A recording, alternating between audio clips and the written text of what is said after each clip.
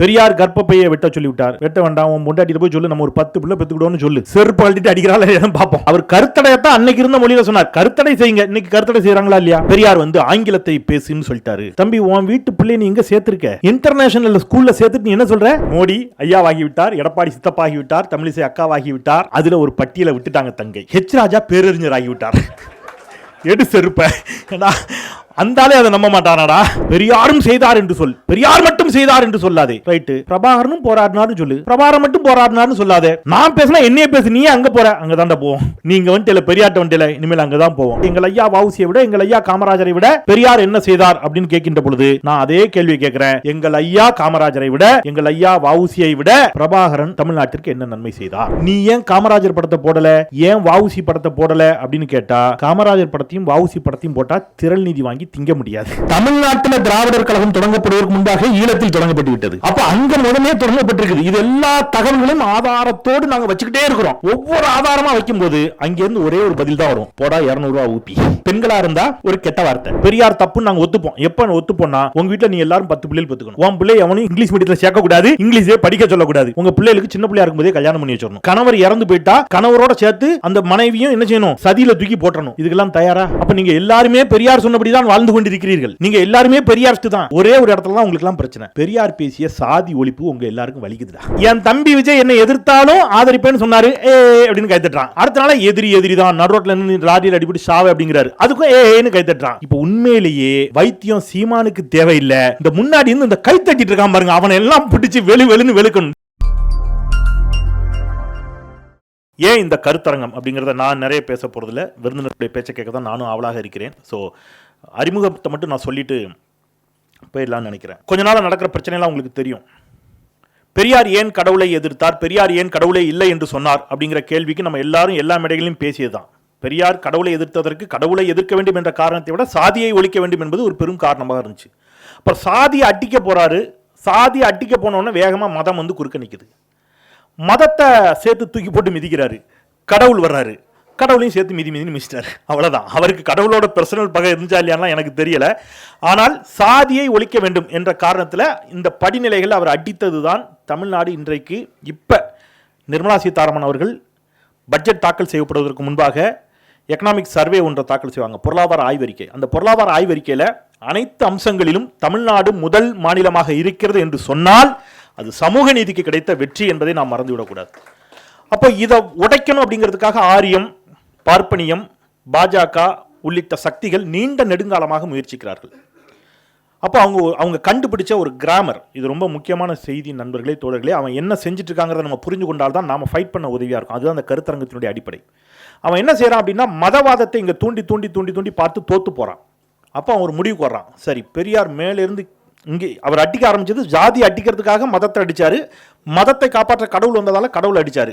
நாம ரிவர்ஸ்ல ஒர்க் பண்ணுவோம்னு சொல்லி ஒர்க் ஆரம்பிச்சாங்க. ஸோ இப்போ என்ன பண்றாங்க, பாஜக அரசு ஒரு வேலை செய்து, சரி நம்ம வந்து முதல்ல இந்த தமிழ்நாட்டில் மத உணர்வை தூண்ட முடியல. அவன் வந்து மாமேங்கிறான், மச்சாங்கிறான், சின்னையாங்கிறான், என்ன தூண்டி விட்டு பார்த்தாலும் மத உணர்வை தூண்டி சண்டை போட வைக்கிறதுக்கு வழியே இல்லை. ஏன் அப்படின்னா, இப்போ நீங்கள் திருநெல்வேலி மாவட்டத்தில் தெரிஞ்சவங்களுக்கு தெரியும், ஆத்தங்கரப்பள்ளி வாசல் இருக்கும், பக்கத்திலே திருச்செந்தூர் கோயில். ஆத்தங்கரப்பள்ளி வாசலுக்கும் போவான், திருச்செந்தூர் கோயிலுக்கும் போவான். இவனை புரிஞ்சிக்கவே முடியாது. நான் கலைஞர் தொலைக்காட்சியில் முந்தான நாள் பேசும்போது கூட சொன்னேன், ராமநாதபுரம் சட்டமன்ற உறுப்பினருடைய பேர் காதர் பாட்ஷா என்ற முத்துராமலிங்கம். நீங்கள் உத்தரப்பிரதேசில் போய் சொன்னீங்கன்னா மண்டை பிச்சுப்பான், இப்படி ஒரு பேர் வைப்பாங்களா அப்படிமா. நீங்கள் ராமலிங்கம் ரெண்டு ஒரு பேரில் இருக்குது, இந்த பக்கம் காதர் பாட்ஷா இருக்குது. ஸோ இதுதான் தமிழ்நாடு. இதை நம்ம நிறைய பேசியிருக்கோம். அப்போ மதத்தை வச்சு கலவரம் செய்ய முடியலை. அப்போ அவங்க கையில் எடுக்கிறதுன்னா முதல்ல சாதிய உணர்வுகளை ஊட்டுவோம். சாதிய உணர்வுகளை எப்படி ஊட்டுறது அப்படிங்கிறதுக்கு ஆரம்பித்த ஒரு வேலை இருக்குல்ல, ஒவ்வொருத்தனுக்கும் அவன் சாதி பெருமையை உள்ளுக்குள்ளே போய் ஊட்டுறது. அப்போ அவன் சாதி பெருமையை எப்படி ஊட்டுறதுங்கும் போது முதல்ல அங்கே வந்து பெரியார் குறுக்க வந்து நிற்கிறார். அப்போ முதல்ல பெரியாரை உடைப்போம். அப்போ பெரியார் யாருக்காகவெல்லாம் வேலை செய்தார்? பெரியார் தமிழர்களுக்காக வேலை செய்தார். பெரியாரை தமிழரே இல்லைன்னு சொல்லு. பெரியார் பெண்களுக்காகத்தான் காலம் முழுவதும் பேசினார். பெரியாரை பெண்களுக்கு எதிரியாக சித்தரி. பெரியார் இஸ்லாமிய சிறுபான்மை மக்களுடைய உரிமைகளுக்காக பேசினார். பெரியாரை இஸ்லாமியர்களின் எதிரியாக சித்தரி. பெரியாருக்கு கடவுள் நம்பிக்கை இல்லை என்றாலும் நம்பிக்கை இருக்கக்கூடிய பிற்படுத்தப்பட்ட, மிகவும் பிற்படுத்தப்பட்ட, ஒடுக்கப்பட்ட மக்கள் கோவிலுக்குள் செல்வதற்காக அவர் போராடினார். பெரியாரை ஹிந்தி விரோதியா சித்தரி. இதுதான் அவங்களுக்கு கொடுக்கப்பட்ட அசைன்மெண்ட். புலிகள் நீங்க வந்து கியூபாவில் அவங்க தாக்கல் செய்த அறிக்கையில் தங்களை திராவிடர்கள் என்றிருக்கிறார்கள். இந்த இருக்கு ஆதாரம். ஆண்டன் பாலசிங்கம் எழுதிய போரும் சமாதானம் புத்தகத்தில் இருக்க ஆதாரம். இப்படி ஆதாரங்களை தேடி தேடி எடுத்து வைக்கிறோம். மாப்போசி எழுதிய புத்தகத்திலிருந்து எடுத்து ஆதாரம் வைக்கிறோம், எல்லா ஆதாரத்தையும் வைக்கிறோம். ஒரு ஈழத்தமிழர் பேசியிருப்பார். அவர் சொன்ன தகவல் எனக்கு உள்ளபடி ஆச்சரியமா இருந்து எனக்கு புரியுது. மூத்த பத்திரிகையாளர் திருமாவளவன் போன்றவர்களுக்கு அது முன்பே தெரிந்திருக்க கூடும். எனக்கு உள்ளபடியே புரிதாக இருந்தது. தமிழ்நாட்டில் திராவிடர் கழகம் தொடங்கப்படுவதற்கு முன்பாக ஈழத்தில் தொடங்கப்பட்டு விட்டது. அப்ப அங்க முதலே தொடங்கப்பட்டிருக்குது. இது எல்லா தகவல்களும் ஆதாரத்தோடு நாங்க வச்சுக்கிட்டே இருக்கிறோம். ஒவ்வொரு ஆதாரமா வைக்கும் போது அங்கிருந்து ஒரே ஒரு பதில் தான் வரும். ரொம்ப சிம்பிளா வரும். 3 பதில் வச்சிருக்கலாம். டெம்ப்ளேட் போடா 200 ரூபா ஊப்பி இல்லையா, அல்லனா பெண்களா இருந்தா ஒரு கெட்ட வார்த்தை. இதை தாண்டி அல்லது இப்போ நான் சொன்ன மாதிரி சிறுநீர் டெஸ்ட் பண்ணி நீ தமிழனே இல்ல தெலுங்கு, இதுல ஒரு பேராபத்து இருக்கு. இப்போ உங்களை தெலுங்குன்னு சொன்ன போது நீங்க தமிழன் நிரூபிப்பதற்கு வேற வழியே இல்லாம உங்க சாதியை சொல்ல வேண்டிய கட்டாயத்துக்கு உலக எல்லாரையும் தள்ளுறான். நீ என்ன சாதின்னு சொல்லு, தமிழ் சாதியா அப்படின்னு கேட்கறான். அப்ப சாதிய உணர்வை ஊட்டுறான். ஸோ இந்த சிக்கலை உடைக்க வேண்டும். நாம வசைபாரப் போவதில்லை. ஏன்னா அவங்க கிட்ட ஆதாரம் இல்லை, தரவுகள் இல்லை. நம்மிடம் தரவுகள் கொட்டி கிடைக்கிறது, ஆதாரங்கள் இருக்கிறது, அறிவார்ந்த ஆளுமைகள் இருக்கிறார்கள். எனவே அவர்களை ஒருங்கிணைப்போம். இந்த சமகாலத்தில் எவற்றை பற்றியெல்லாம் அவர்கள் அவதூறு பரப்பினார்களோ அவற்றை பற்றியெல்லாம் நாம் ஆதாரங்களோடு பதிலீடு கொடுப்போம் என்று எண்ணிய பொழுதுதான் இந்த 4 தலைப்புகளும் இந்த அறிவார்ந்த 4 ஆளுமைகளும் இன்னைக்கு நம்ம எல்லாரும் இந்த மேடையில் இருப்பதற்கான காரணம். ஸோ அவரவர்கள் அந்தந்த தலைப்பில் ஒரு 20 நிமிடங்களுக்கு ஒவ்வொருவருக்கும் ஒரு 20 நிமிடங்கள் எடுத்து அவர்கள் அந்த தலைப்பில் அவர்களுடைய கருத்துக்களை பெரியார் என்னவெல்லாம் செய்தார் என்பதை பேச இருக்கிறார்கள். ஸோ முதலாவதாக உங்களுடைய பலத்த கரவொலியின் வாயிலாக பெரியாரும் ஆன்மீகவாதிகளும் என்ற தலைப்பில் முனைவர் ஆகம் அறிஞர் நான் என்றைக்கும் மதிக்கக்கூடிய ஐயா சத்தியவேல் முருகனார் அவர்களை 20 நிமிடங்களில் அவருடைய ஆகச்சிறந்த கருத்துக்களை உங்கள் முன் தருவதற்கு அன்போடு அழைக்கின்றேன். நன்றி. அப்படிங்கிறத ஏன்னா இந்த நம்ம முழுக்க இதெல்லாம் பேசாமல் போனதனுடைய விளைவு, வாரியார் சுவாமிகளை அழைத்து ஒவ்வொரு வாட்டியும் இங்கே ஆன்மீக சொற்பொழிவு தான் நடத்துவாங்களாம். அப்போது ரெகுலராக நடத்துகிற ஒரு டைமு மயிலாப்பூரை சேர்ந்தவங்க உங்களுக்கு புரிஞ்சிருக்கும், சொன்னாலே இனிமேல் விளக்கமாக சொல்ல வேண்டாம்னு நினைக்கிறேன். ஒரு நிகழ்வுக்கு இவர் அழைச்சிட்டு 10 நாள் தொடர் சொற்பொழிவு அழைச்சிட்டு அதே 10 நாட்களில் இவருக்கு போட்டி என்ன பண்ணியிருக்காங்க, பக்கத்தில் இன்னொரு பார்ப்பனர் அவருடைய நிகழ்ச்சியை ஏற்பாடு பண்ணிவிட்டு இவன் கூட்டமெல்லாம் அங்கே போயிடுச்சு. இவர் நிகழ்ச்சிக்கு பெரிய கூட்டம் இல்லை. அப்போ இவர் முதல் நாள் நிகழ்ச்சியில் கேட்குறாரு, எப்பவும் வரக்கூடிய கூட்டம் ஏன் வரல அப்படின்னு கேட்குறாரு. இல்லை இதே தேதியில் அவங்க அங்கே ஒரு நிகழ்ச்சி ஏற்பாடு பண்ணிட்டாங்க. அப்போ அவருக்கு வருத்தம், இதே அப்படி பண்ணாங்க, அதை தனியாக இதை தனியாக நடத்தியிருக்கலாமே அப்படின்னு இந்த செய்தி காமராஜர் கவனத்திற்கு போகிறது. காமராஜர் இப்போ முதலமைச்சர். அப்போது காமராஜர் என்ன பண்ணியிருக்கிறாரு, ஏன் இப்படி பண்ணிட்டாங்க சாமியை அப்படின்ட்டு வண்டியை விடு நம்ம போவோம் இன்னைக்குன்ட்டு கிளம்பி அவர் என்ன பண்ணிட்டாரு, வாரியார் சுவாமிகள் சொற்பொழிவு கேட்க உட்காந்துட்டாரு. இப்போ முதலமைச்சர் வர்றாருன்னா மொத்த மீடியா கவனம் அங்கே வந்துடும்ல, எல்லாம் வந்த உடனே அவர் போய் பத்திரிகையில் பேட்டி கொடுக்குறாரு காமராஜர். இவர் என்னமோ சாமியார்ங்கிறாங்க, ஏதோ சாமி பேச்செல்லாம் பேசுவார், கடவுள் சாமி கதையெல்லாம் சொல்லுவார்னு பார்த்தா அவர் எவ்வளோ அருமையாக பேசுகிறாரு, எவ்வளோ ஆழ்ந்த கருத்துக்களை சொல்கிறாரு, தமிழ் கருத்துக்களை. நான் 10 நாள் வரப்போகிறேன், எல்லாரும் அங்கேன்னு வந்துட்டார். இப்போ அங்கே கூடாரங்காலி, இங்கே எல்லோரும் வந்து விட்டார்கள். ஸோ ஒவ்வொருவரும் இதை செய்திருக்கிறார்கள் தமிழ்நாட்டில் அப்படிங்கிறது.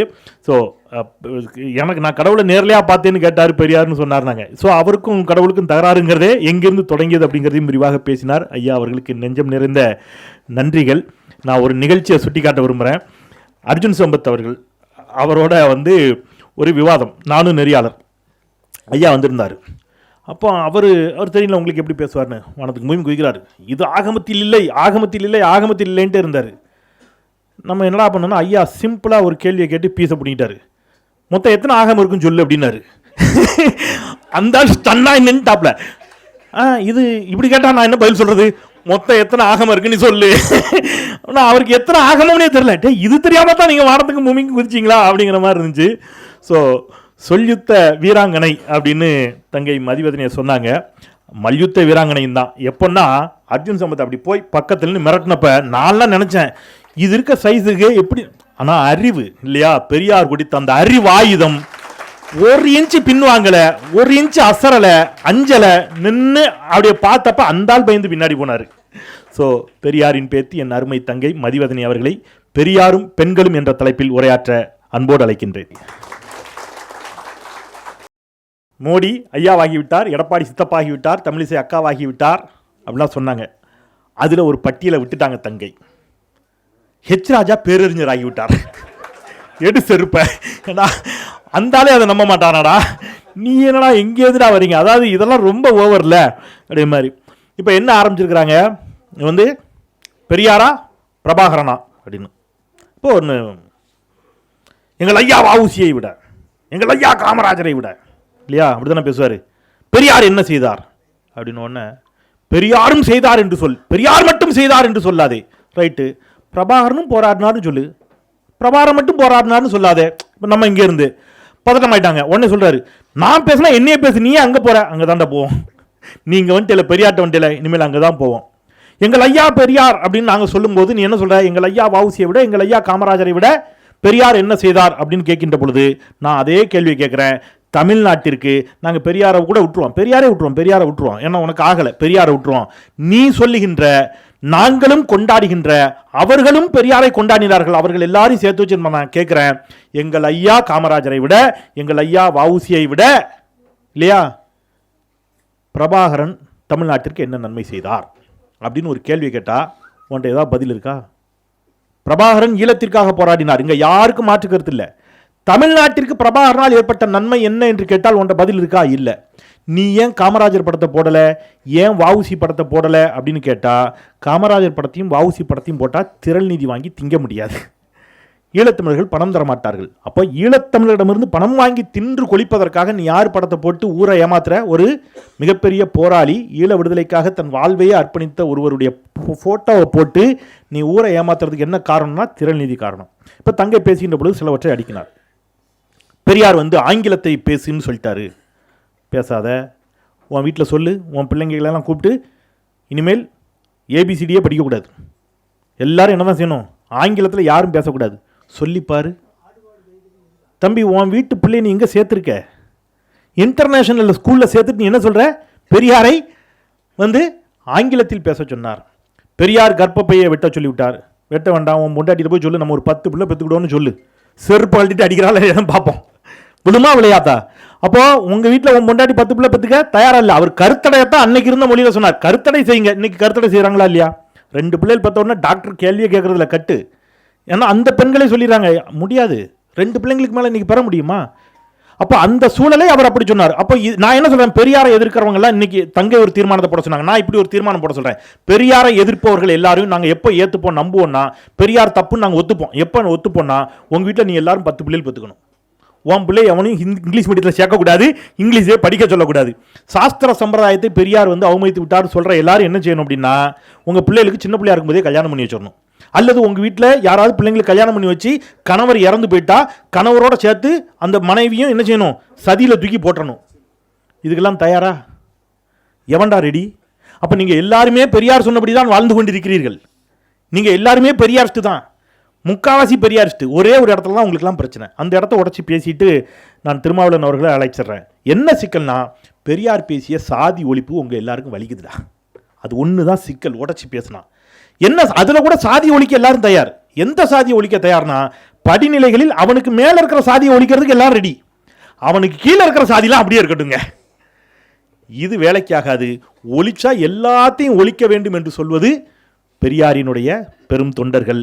அது உனக்கு வலிக்குது, அதனால் நீ பெரியாரை என்ன செய்து கொண்டிருக்கிறாய், எதிர்த்து கொண்டிருக்கிறாய். அதுதான் உண்மை என்பதை சொல்லி, பெரியார் உள்ளபடியே தமிழர்களுக்கு எதிரியா? ஏன்னா பெரியாரே தமிழர் இல்லை, பெரியாரால் தான் தமிழ்நாடு நாசமாக போச்சு அப்படின்னு சொல்லி கோல் போஸ்ட்டை மாற்றி விட்டாங்க. அது வரைக்கும் கோல் போஸ்ட் எதுவாக இருந்துச்சு? டெல்லியாக இருந்துச்சு. மாநிலங்களுடைய உரிமைகளை பறிப்பது டெல்லி. அது காங்கிரஸாக இருக்கலாம், பாஜக இருக்கலாம், டெல்லி அதிகாரத்தை குவித்து வைத்திருக்கிறது நம்ம கத்திட்டு இருந்தோம். ஈழத்தில் பிரச்சனை சிங்கள பேரினவாதம் என்று பிரபாகரன் போராடினார். ஒருத்தன் வந்தான், அவ்வளோ கோல் போஸ்ட்டையும் மாற்றிட்டான். என்ன சொல்கிறான், டெல்லி பிரச்சனையே இல்லை, உன்னுடைய எல்லா பிரச்சனையும் காரணம் திராவிடம், அங்கே சிங்கள பேரினவாதம் பிரச்சனை இல்லை, அதுக்கு காரணமும் திராவிடம் தான்ட்டான். இப்போ பெரியார் தமிழர்களின் எதிரியா? இவர் தமிழர் இல்லை என்றால் எவர் தமிழர் என்று புத்தகம் எழுதி, அந்த புத்தகத்தெல்லாம் வாங்கி படிங்கடா. அந்த புத்தகத்தை படிச்சிட்டிங்கன்னா அந்த பஞ்சாயத்தே கிடையாது. ஆகச்சிறந்த ஆளுமை கலைஞர் தொலைக்காட்சியுடைய செய்தி ஆசிரியர் ஐயா திருமாவேலன் அவர்களை பெரியாரும் தமிழரும் என்ற தலைப்பில் உரையாற்ற அன்போடு அழைக்கின்றேன். தூற்றுபவர்கள் ஆதாரங்களோடு ஒன்று கொடுங்க, ஒன்று ஏதாவது ஒன்று, ஒவ்வொன்றும் வருடம், ஒவ்வொன்றும் குறிப்புகள் இல்லையா? இன்னைக்கு இப்போ பேசுகின்ற போது சொன்னாங்க, பெரியாருக்கு முன்பாகவே தமிழ்நாட்டில் எத்தனை கல்லூரிகள் இருந்துச்சு தெரியுமா அப்படின்னு. இருந்துச்சு. அதில் எத்தனை பேர் நம்மளுக்கு படித்தான்? 1899 முதல் 1903 வரை 4 ஆண்டுகளில் சென்னை மாகாணத்திலேருந்து மொத்தமாகவே பொறியியல் படித்து வெளியில் வந்தவர்கள் 71 பேர். அதில் 62 பேர் பார்ப்பனர்கள். பார்ப்பனர் அல்லாத ஹிந்துக்கள் வெறும் 2 பேர். இன்னைக்கு நிலைமை என்ன? அப்போ கல்லூரி இருந்துச்சு வெள்ளக்காரன் கொண்டு வந்தான், யாரெல்லாம் படித்தார்கள் என்ற கேள்வி இருக்குதுல்ல. இப்படி ஒவ்வொன்றும் தரவுகளோடு நாம் இனி வாதங்களை வைத்து நாம் ஆதாரங்களோடு பதில் சொல்ல வேண்டிய தேவையும் கட்டாயமும் இருக்கிறது.